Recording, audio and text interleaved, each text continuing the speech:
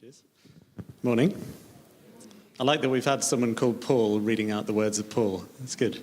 Yeah. About 6 months ago, some of you might remember, I stood here to do a sermon, and I began by telling you what I do for a living.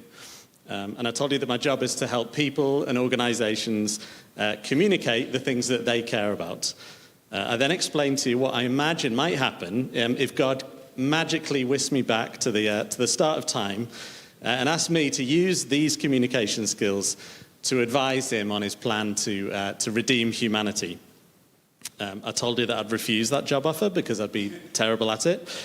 And I explained to you why. I pointed out a number of situations where God did something brilliant, bizarre, and counterintuitive.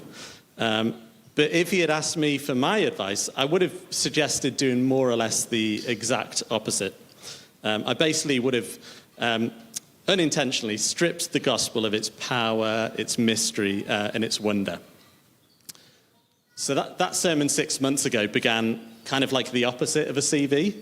But for this sermon, I'm going to try and redeem myself in your eyes. Because I've been learning loads about Paul, not this Paul, but the biblical Paul. Specifically, I've been looking at his tactics for communicating the gospel. And it's made me start to feel a bit better about my professional skills, because Paul, by any measure, really is one of the most successful communicators of all time. And I've noticed that in the way he communicates, he does something identical to what I do in my job. I'm going to explain to you in a moment what that is, but first I want to give you a bit of background to Paul's missionary work in general and to the Bible passage we've just heard. So,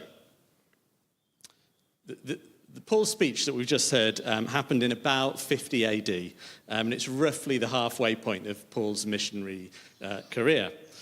12 to about 15 years before this, famously, Paul hated followers of Jesus. He wanted to silence them or imprison them or kill them. On his way to Damascus to do some of these things, he had the most dramatic conversion of all conversions. He saw the light, he heard the voice of God, he was utterly transformed. From that moment on, and for the rest of his life, Paul was totally committed to just one thing: telling the world about Jesus. And to do this, he's thought to have traveled about 10,000 miles around the Mediterranean. But he's not traveling around the Med in the way you and I might, or any of us Brits. There's no 18 to 30s holiday, no sunbathing, no drinking beer in Irish bars, no all-inclusive resort. He's basically traveling to places of influence and power, places where he figures if this gospel message catches on here, it's only going to spread. Thessalonica, Corinth, Rome, Jerusalem, Antioch, Tarsus, Ephesus, to name a few. And in each one of these places, he seeks out opportunities to preach, to set up churches, and to mentor these churches. He gets into a few scrapes along the way, but he ultimately establishes about 14 churches, and from there it really does catch on. You know, this tiny Jewish sect ultimately becomes a major world religion. So, this is the communications work that Paul is involved in, and it's different to my work in many, many ways. I'm going to name a few. He was hugely successful. I'm not. He experienced persecution, shipwrecks, and imprisonment.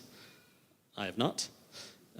He would meet people in public squares and synagogues and homes. I tend to meet people on Zoom calls. He spoke Greek, Aramaic, Hebrew, maybe Latin. I only speak English. He had no technology. I have too much technology. So plenty of differences. But the thing we do have in common that I want to talk about now, Sue, you can put this up on the screen if you like, is this model of how we both communicate. Yeah, you can see that. Now, I sometimes do communications training in my job. I've done it for churches and charities and campaign groups. And I almost always start off with this Venn diagram. So I'm going to briefly explain this model. Then I'm going to explain how Paul uses it. So you can see we've got two overlapping circles.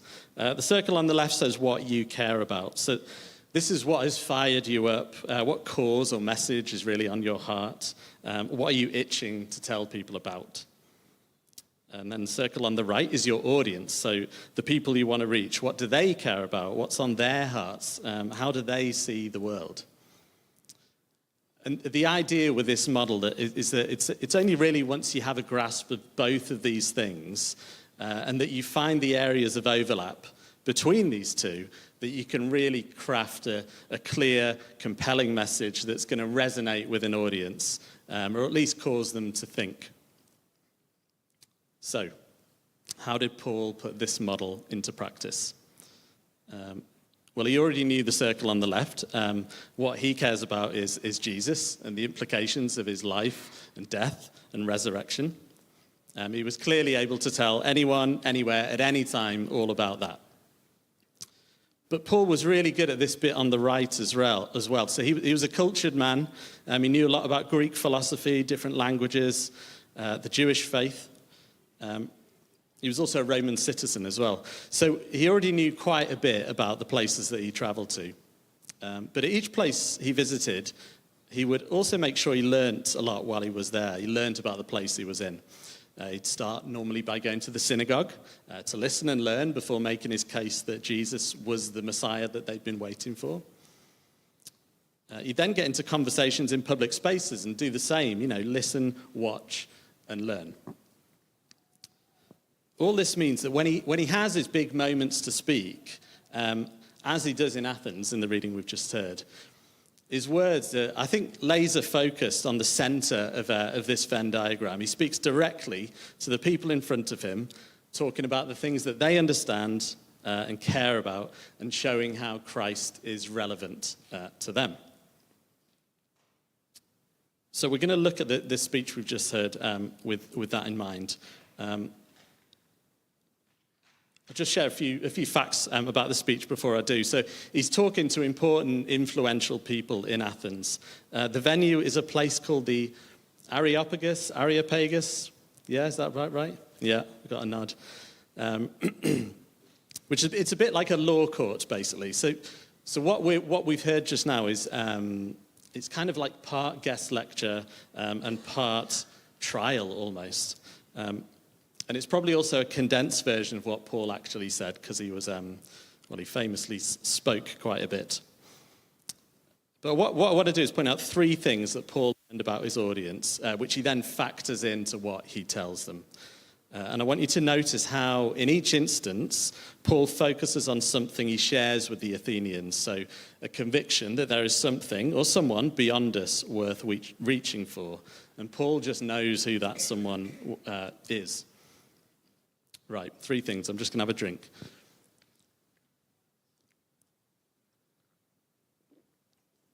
So firstly, Paul knew that people here in Athens were curious about new ideas, but also sensitive to blasphemy. And Paul, he probably knew that 450 years earlier, the philosopher Socrates stood in this exact same spot, also under suspicion of preaching foreign gods. Socrates was sentenced to death for it. Paul avoids this fate and shows his knowledge of the local religion by acknowledging this altar to an unknown god that he'd seen in the city. And he says to them, look, I know who this unknown god is. Let me tell you about him. So there's one thing he does.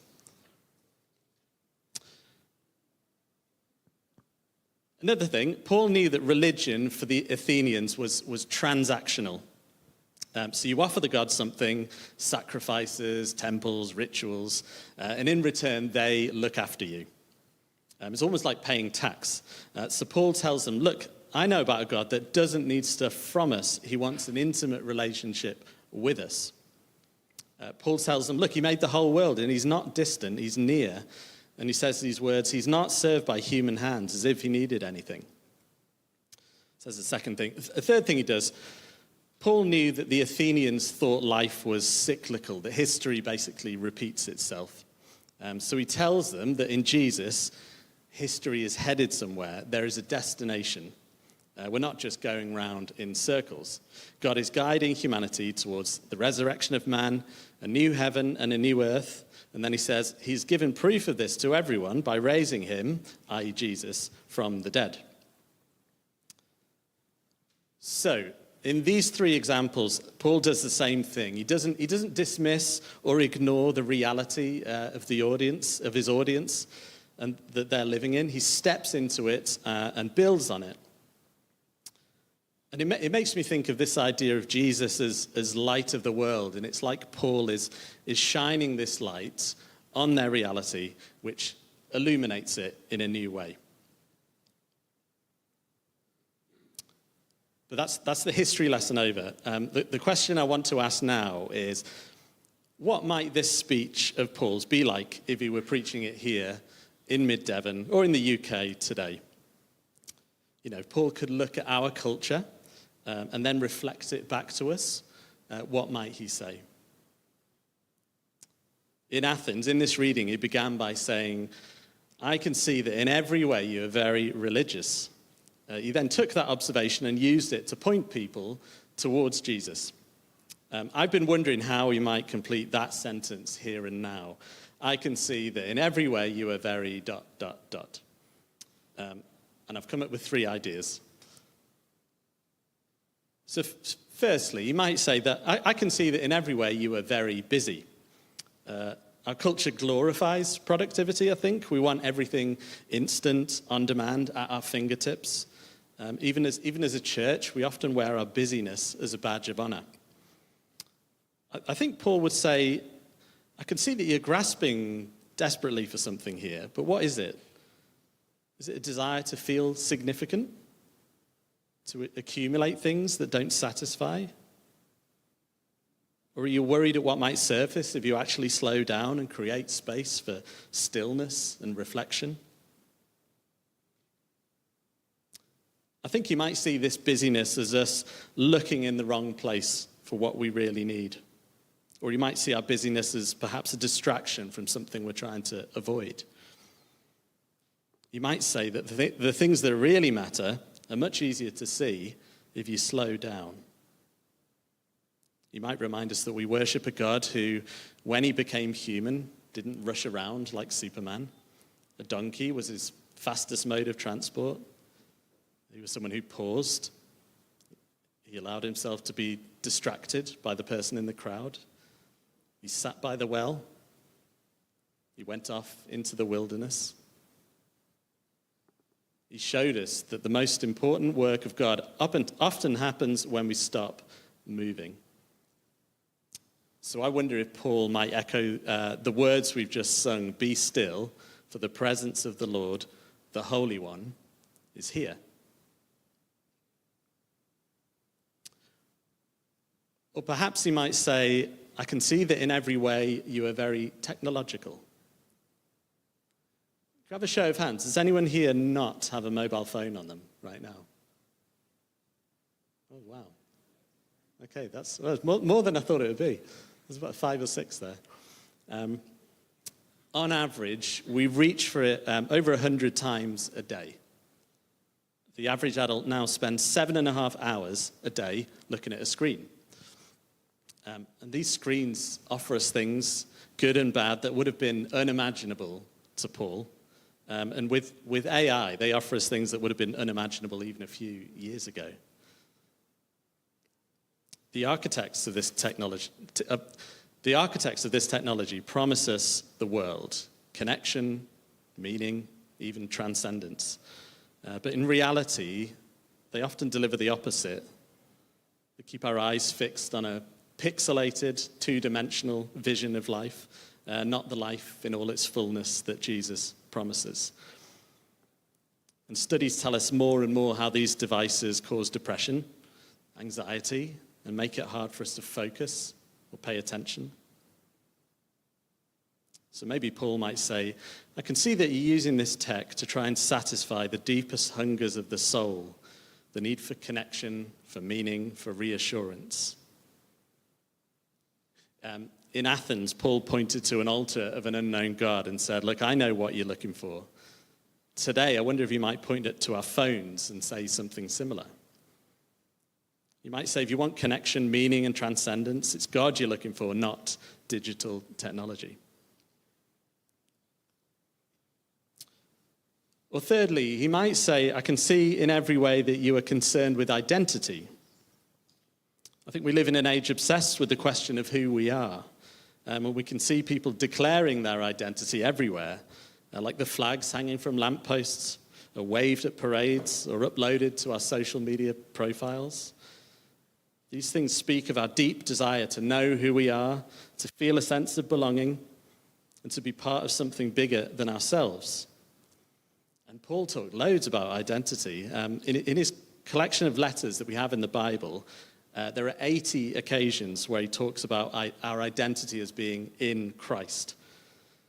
And he said famously, there is neither Jew nor Gentile, neither slave nor free, nor is there male and female, for you are all one in Christ Jesus. So I think you might look at our culture and say that, yes, our identity is fundamentally important. But it's not something we perform or construct. It's not a label we choose. Before you achieved anything, before you chose anything, before you identified as anything, you were seen and named and loved by God. And so your identity is a gift to receive. Paul told the Athenians that the God who made the world is not distant, he's near. And he said that in him we live and move and have our being. And I think he'd say that that is and always has been our real identity. So there are three things Paul might have said. But if we accept all this, what does all this mean for us as a church? Should we stop working hard? Should we smash up our screens? Should we deny our other identities? Sometimes I think maybe we should. At other times I don't. And I don't know if Paul would actually say these things anyway, and I certainly don't know if Jesus would. But we are called to be different. And I've noticed that the people I most look up to, they're normally Christians, but they are always people who are visibly, noticeably unhurried in a culture of busyness. They are people who aren't glued to their screens, but notice the wonder and the pain and the strangeness of the world around us. And they're people who seem to me to be secure enough in who they are, known, named, loved by God, that they don't need to perform or defend a lesser identity. I want to be more like these people. Maybe you do too. Because I think if we are just as busy, just as distracted, just as preoccupied as the culture around us, then I don't think we'll have much of value to say to our culture. And Paul didn't tell the Athenians to stop being Greek. As I showed you with that Venn diagram, Paul met them exactly where they were. He found out what he had in common with them and used it as a springboard to point them towards God. So he wouldn't tell us to stop being Curtonians, Devonians, Brits, Europeans either. But I think we are called to be people in whom others might catch a glimpse of stillness or groundedness or joy that doesn't depend on our productivity, achievements, or approval. We're called to be people who might be able to say and show to others the brilliant words Paul said, and a Greek poet said many years before him, that it is in God that we live and move and have our being. Amen.